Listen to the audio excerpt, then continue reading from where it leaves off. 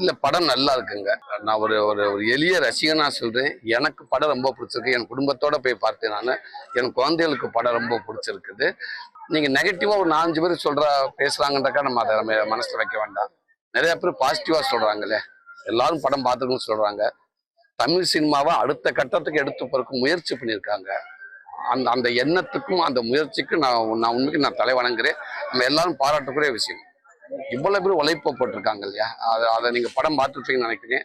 கடின உழைப்பு போட்டிருக்காங்க. ஒரு 2 வருஷத்துக்கு மேல அவ்வளவு பேத்துக்கு வேலை கொடுத்துருக்காங்க.